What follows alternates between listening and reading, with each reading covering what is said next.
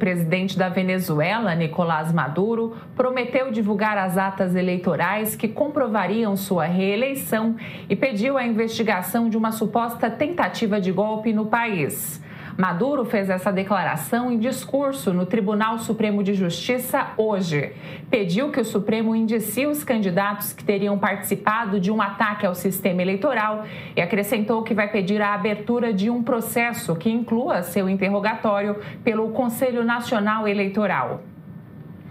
E hoje nós voltamos a falar com a jornalista Vanessa Martina Silva, do portal Diálogos do Sul, que está na Venezuela acompanhando os desdobramentos das eleições.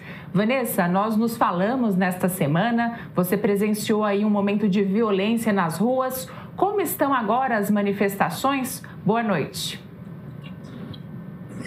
Oi, muito boa noite.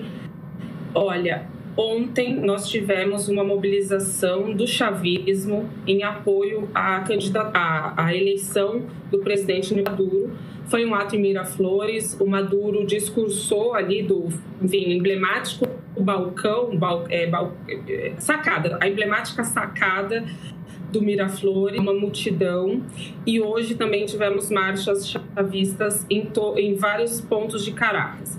A oposição, por sua vez, segue realizando também ações, sobretudo em Chacal, que é um reduto opositor, onde em 2017 nós vimos as guarimbas mais fortes, mais pesadas.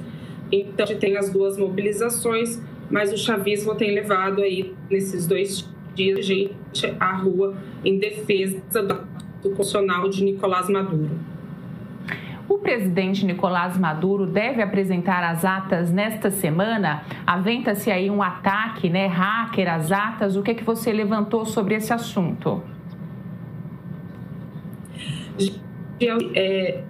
A situação que tem gerado tanto estardalhaço internacional é um problema mesmo, porque o CNE está sob ataque hacker. Então, a explicação que foi dada até o momento pelo o defensor do povo, Tarek Saab, explicado é que no próprio domingo os resultados demoraram a sair porque teve esse problema da transmissão.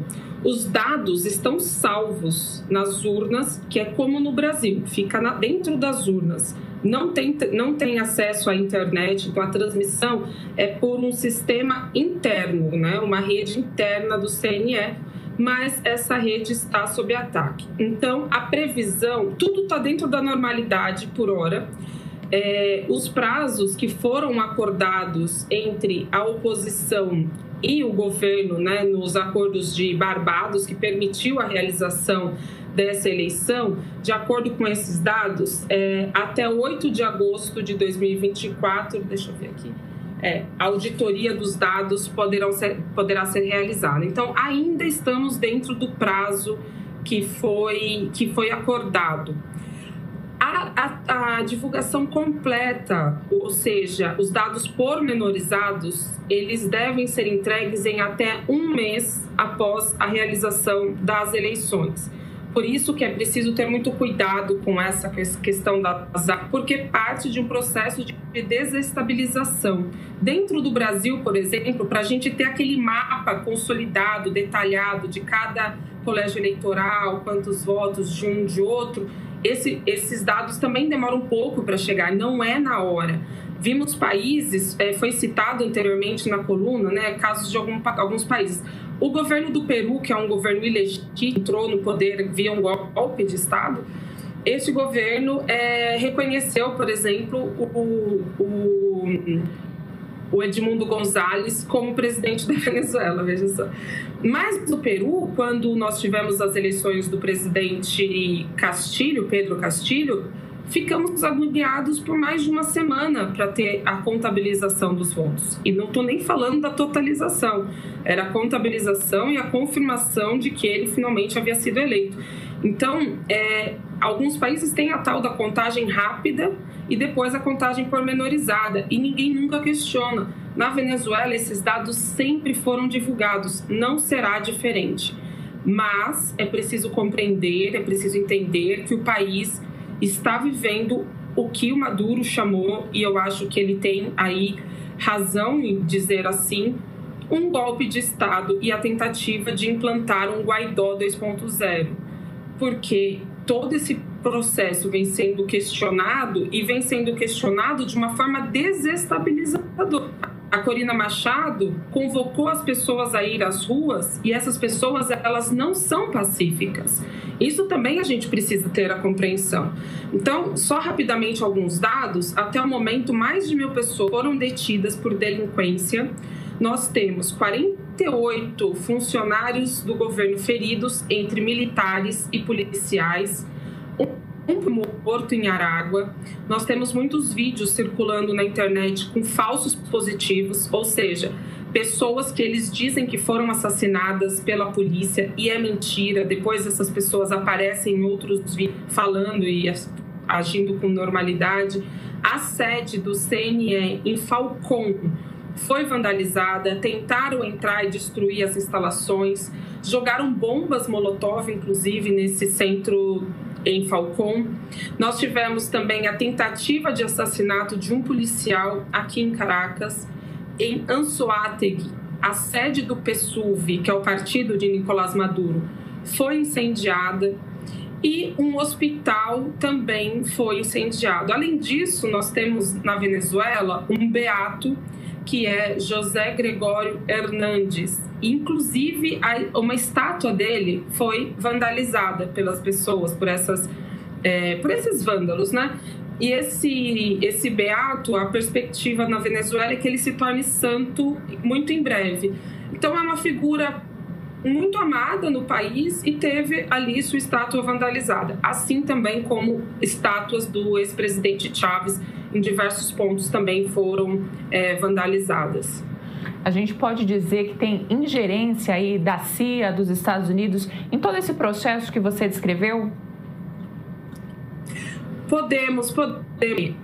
Quem está dizendo não sou eu.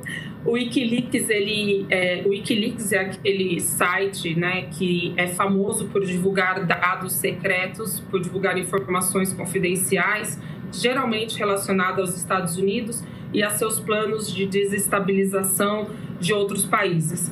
E o Wikileaks compartilhou uma investigação de um repórter, se não me engano, estadunidense, em que aponta que essas pesquisas que foram divulgadas amplamente fora da Venezuela, elas, na verdade, fazem parte desse plano via CIA para a desestabilização do país. Eu tive a oportunidade de falar aqui, mas tudo é parte de um plano orquestrado desde o exterior e as pesquisas que eram veiculadas efetivamente faziam parte disso. Porque elas davam o Edmundo González com uma diferença de 30 pontos com relação a Nicolás Maduro. Isso é impossível, é matematicamente impossível. Qualquer cientista social pode comprovar o que eu estou falando. O PSUV tem por baixo, no mínimo, 4.500.000 votos. Que seja 4.200.000 votos. Então, falar que eles teriam uma diferença de 30%, sendo que boa parte dos eleitores que votavam na oposição deixaram o país por conta do assédio econômico que a Venezuela viveu. Então, de onde eles tirariam tantos votos para superar em um nível tão extremo os votos do chavismo? Isso era uma mentira. O que acontece? De tanto ser difundida essa mentira de que o Edmundo González ganharia do presidente Nicolás Maduro, agora que Maduro venceu as eleições, as pessoas não conseguem acreditar, porque olhavam para aquelas pesquisas e dizem agora, mas o outro estava tão na frente, como é que o Maduro passou? Mas eram pesquisas sem nenhuma comprovação científica e sem ter nenhum vínculo com a realidade venezuelana.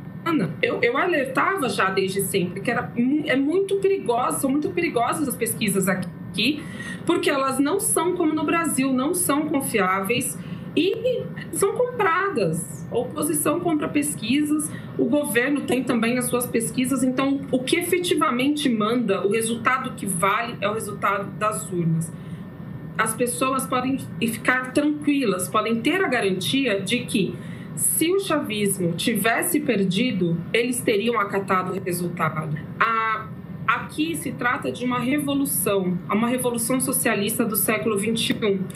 E eles conseguiram, ao contrário do Brasil e de outros países, eles conseguiram que o sistema eleitoral, né, que é um poder separado, que a justiça venezuelana, que também é um poder separado, que elas não sejam controladas pela burguesia, a mesma que controla os nossos poderes no Brasil. Então, caso a oposição vencesse as eleições, a oposição ia enfrentar a oposição. Se a Corina, né, barra o Edmundo Gonzalez ganhassem a eleição, eles teriam uma forte oposição, porque o chavismo controla a Assembleia Nacional. Então, assim, ainda teria jogo, o chavismo iria às ruas, iria confrontar politicamente esse resultado, né, impedindo a destruição dos projetos sociais. Então, calmem, estejam calmos. Não seria o fim de nada caso a oposição vencesse. Haveria luta política apenas. Mas, segundo os dados que foram revelados com mais de 80% de escrutínio, quem venceu as eleições de forma e que os dados que faltam não comprometem o resultado foi Nicolás Maduro, com 7 pontos de diferença, o que é bastante considerável. Não é uma diferença de 30 mil votos, é uma diferença razoável.